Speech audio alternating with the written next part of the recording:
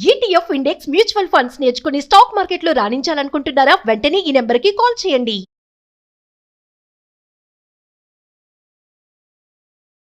నమస్కారం శ్రీ ఆచార్య స్వామి గారు. నమస్కారం అండి. అయితే క్లాసెస్ గురించి చాలామంది అడుగుతున్నారండి. ఫస్ట్ అది ఫినిష్ చేసుకున్న తర్వాత సబ్జెక్ట్లోకి వెళ్దాం. ఎందుకంటే ఇన్స్టాగ్రామ్లో కూడా నాకు డైరెక్ట్గా ఏదైనా ఫోటో అప్లోడ్ చేస్తే దాని కిందే పెట్టేస్తున్నారు. షూర్ సో క్లాస్ డీటెయిల్స్ చెప్తే చాలా బాగుంటుంది. మనకి 2024 అమ్మా, మనకి ఇప్పుడు 23 జూన్ విశాఖపట్నంలో ఉంటుందమ్మా. అలాగే 30 జూన్ మనకి తిరుపతిలో ఉంటుంది. 7 జూలై రాజమండ్రిలో ఉంటుందమ్మా. ప్రస్తుతానికి ఉన్న క్లాసెస్ ఇవి. తర్వాత మళ్ళీ అయిన తర్వాత మనం నెక్స్ట్ క్లాస్. సో ఈ వీడియోలో మనీకి సంబంధించినటువంటి ఎవరికైతే నెగిటివ్ బ్లాక్స్ ఉంటాయో సో వాళ్ళకి ఆడియన్స్కి ఏం చెప్తారు? ఇప్పుడు కొద్దిగా మనం డెప్త్కి వెళ్దాం అనుకుంటున్నాను సబ్జెక్ట్ని ఇంకా. ఎందుకంటే మనం ఇప్పటిదాకా వచ్చిన సబ్జెక్టు మనం మ్యాక్సిమం చెప్పగలిగాం. ఇంకా ఎంత వీలైతే అంతా మనం ఇంకా డెప్త్కి వెళ్ళి వాళ్ళకి సమస్యలు మనం సాల్వ్ చేసే ప్రయత్నం చేద్దాం. చాలామంది మన దగ్గర కామెంట్స్ ఏంటంటే, నా దగ్గరకు వచ్చిన క్లయింట్స్ కానీ లేకపోతే క్లాస్కి వచ్చిన వాళ్ళు కానీ వాళ్ళకి ఇంకా ఇన్ఫీరియారిటీ కాంప్లెక్స్ అనేది పోవట్లేదు. ఆత్మన్యూనత భావం ఏదైతుందో అది వెళ్ళిపోవట్లేదు వాళ్ళకి. నా దగ్గర వచ్చి ఎయిడ్ చేస్తారు, పర్సనల్ అపాయింట్మెంట్ తీసుకొని వస్తారు. వచ్చేసి ఇప్పుడు మన సబ్జెక్ట్లో నెగిటివ్ చెప్పొద్దని మనం అంటాం కదా. అవును, గురుగారు మీ దగ్గర నెగిటివ్ మాట్లాడొద్దు అని చెబుతూ మళ్ళీ నెగిటివ్గా చెప్తారు వాళ్ళు.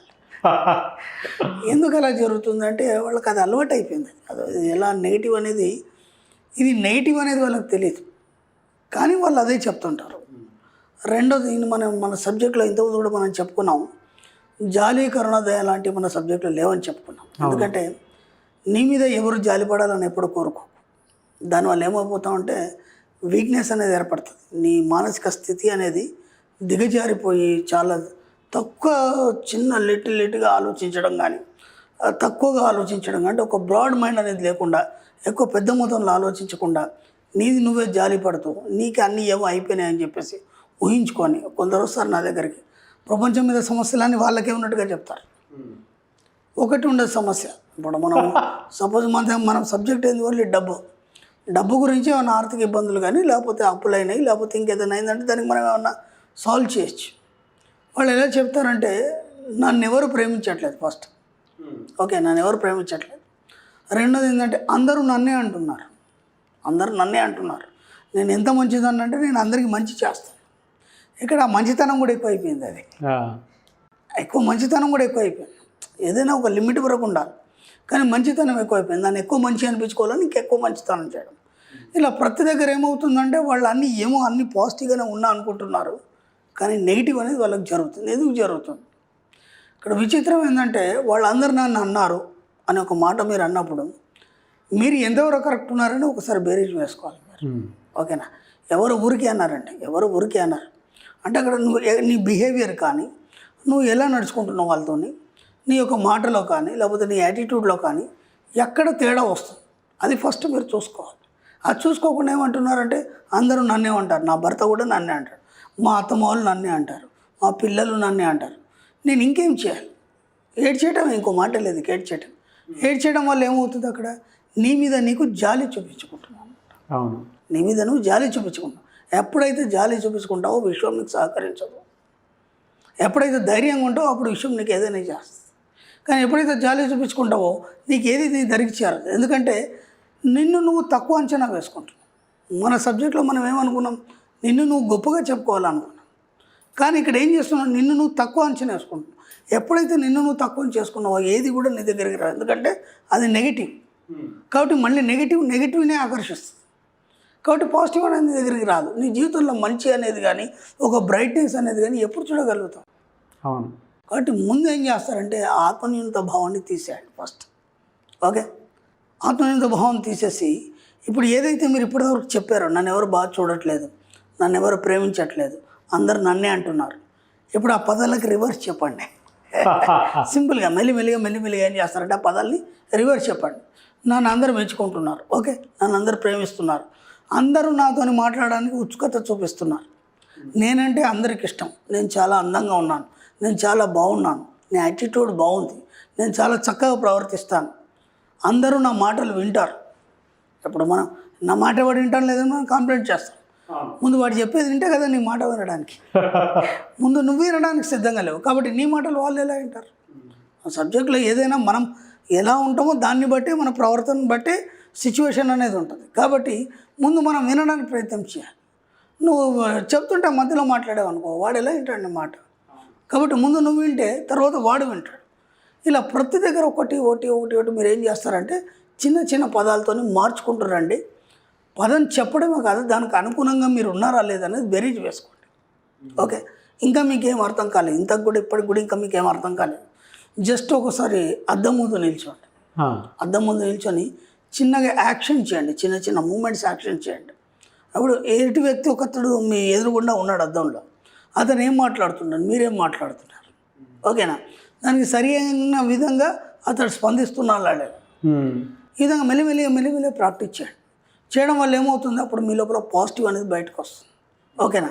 అప్పుడు మిమ్మల్ని ఎవరు కించపరిచారు, ఎవరు అవమానించారు, మీతో అందరూ హ్యాపీగా ఉంటారు, మీ మాట అందరూ వింటారు, మీరు హ్యాపీగా ఉండగలుగుతారు, సమాజానికి హ్యాపీని పంచుతారు, ఒక పాజిటివ్నెస్ అనేది మీ సరౌండ్ క్రియేట్ చేసుకోగలుగుతారు. అంతవరకు మీరు ఎన్ని ప్రయత్నాలు చేసి ఎప్పటికప్పుడు మీరు ఎప్పుడైతే తక్కువ అనుకుంటారో ఎప్పటికీ మీ లైఫ్ అలాగే ఉంటుంది. మీరే కంప్లైంట్ చేస్తున్నారు, నన్ను ఎవరు తాము సరిగా మాట్లాడలేదు, ఏడ్ చేస్తూ ఉంటారు, ఎప్పుడు ఏడుస్తూ ఉంటారు. నా దగ్గర ఫస్ట్ రాగానే ఏడ్ చేస్తారు, నేనేం మాట్లాడను, ముందు ఏడ్ చేయమని చెప్తాను, కంప్లీట్గా ఏడ్ చేయండి అని చెప్పేస్తాను. ఎందుకంటే ఆ లోపల ఉన్న దుఃఖం అనేది మొత్తం పోవాలి. పోతే అప్పుడు వాళ్ళకి రిలాక్సేషన్ వస్తుంది.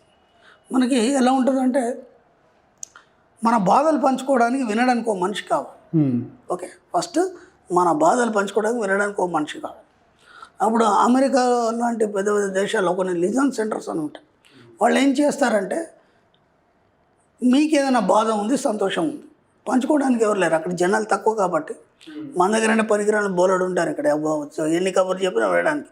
అక్కడ ఎవరి పని వాళ్ళు బిజీ ఉంటారు, జనాలు తక్కువ కాబట్టి.